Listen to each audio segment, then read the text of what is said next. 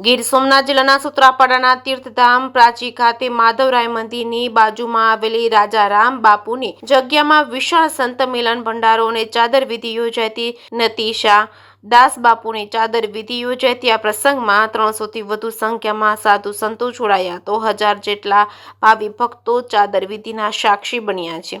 સૌરાષ્ટ્રને સંત અને સુરાની ભૂમિ તરીકે ઓળખવામાં આવે છે, તેમાં પણ ખાસ કરીને પ્રભાસ ક્ષેત્રે અને પ્રાચી તીર્થનું અનેરું મહત્વ જોવા મળે છે। પ્રાચી ગામે માધવરાય મંદિરની બાજુમાં આવેલી પૂજ્ય રાજા રામ બાપુની પાવન જગ્યામાં ભવ્ય ચાદર વિધિ તથા ભંડારાનું આયોજન કરવામાં આવ્યું છે। આ ધાર્મિક કાર્યક્રમ અંતર્ગત નીતિશ દાસ બાપુની ચાદર વિધિ યોજાઈ હતી। 300થી વધુ સાધુ સંતોની હાજરી રહી હતી। કાર્યક્રમને વિશેષ ગૌરવ મળ્યું છે। આ પ્રસંગે 3 જગતગુરુ શંકરાચાર્યના દંડી સ્વામી સહિત અમદાવાદ સ્થિત જગન્નાથ મંદિરના મહંત પૂજ્ય દિલીપદાસ બાપુની વિશેષ ઉપસ્થિતિ રહી હતી અને સંતોના આશીર્વચનોથી સમગ્ર વાતાવરણ ધાર્મિક ભાવનાથી છલકાયું હતું। વર્ષો પછી યોજાયેલા આ કાર્યક્રમને કારણે ભક્તોમાં ભારે ઉત્સાહ જોવા મળ્યો છે। પ્રાચી ખાતે યોજાયેલા સંત સંમેલનમાં વિશેષ વાત એ રહી હતી કે પૂજ્ય રાજા રામ બાપુનો ભંડારો 27 વર્ષ બાદ યોજાયો હતો।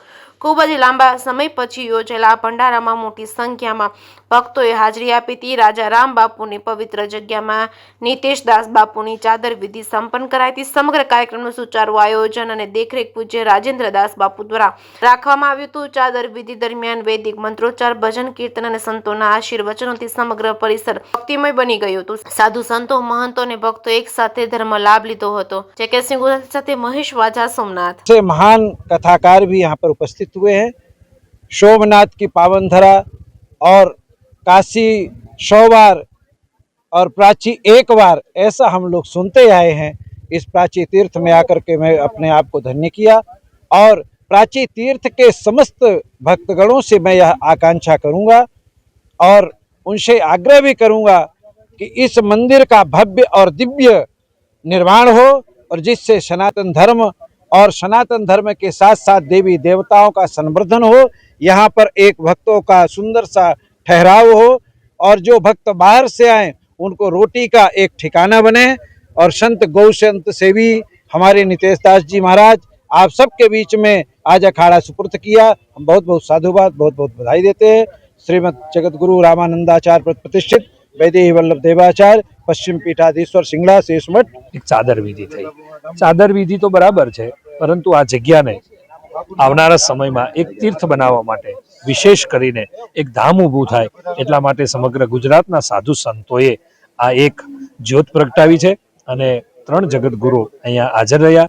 સમગ્ર ગુજરાતના સાધુ સંતો હાજર રહ્યા અને આપણે ઈચ્છીએ કે જે સોમનાથ જેમ ધામ છે એવી રીતે આવનારા સમયમાં આ ધામ પ્રાચી પણ એક વિશેષ ધામ બને અને સોમનાથ દર્શન કરવા આવનારા લોકો પ્રાચીમાં પણ પધારે એવો એક આજ સંતોનો એક પહેલ થયો છે અને આવનારા સમયે આપણને પ્રાચી પણ વિશેષ રૂપમાં ધામના રૂપમાં આપણા સનાતન ધર્મમાં, હિન્દુ ધર્મમાં વિશેષ સ્થાન રહ્યા છે અનેક તીર્થધામોમાં, પણ હું ખાસ કરીને બહારથી આવતા લોકોને તો કહીશ પણ અહીંના લોકોને પણ કહીશ કે આ ધામને વિશેષ રૂપમાં પરમધામ બને।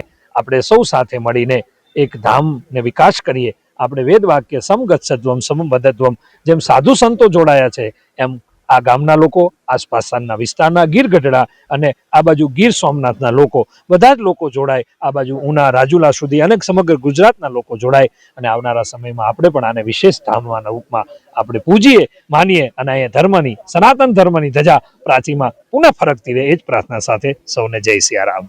हम इस आयोजन में सम्मिलित होने के लिए आए हैं। आज यहाँ श्री राम मंदिर में नए महंत का चादर विधि उनकी नियुक्ति हुई है। इसको चादर विधि बोलते हैं। नितेश दास जी महाराज हैं, उनको यहाँ को नए महंत के रूप में प्रतिष्ठित किया गया है।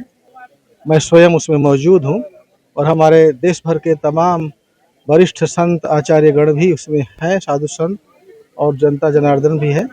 तो पूरा विधि विधान के साथ उनको चादर विधि प्रदान करके यहाँ के मठाधीश के रूप में जिम्मेदारी दे दी गई है।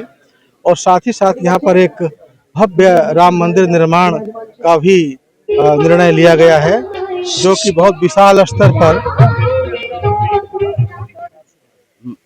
स्तर पर यहाँ की भूमि में श्री राम मंदिर का निर्माण किया जाएगा।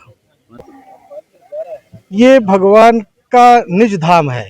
द्वारिका क्षेत्र पास में है, स्वयं सोमनाथ यहाँ विराजमान है।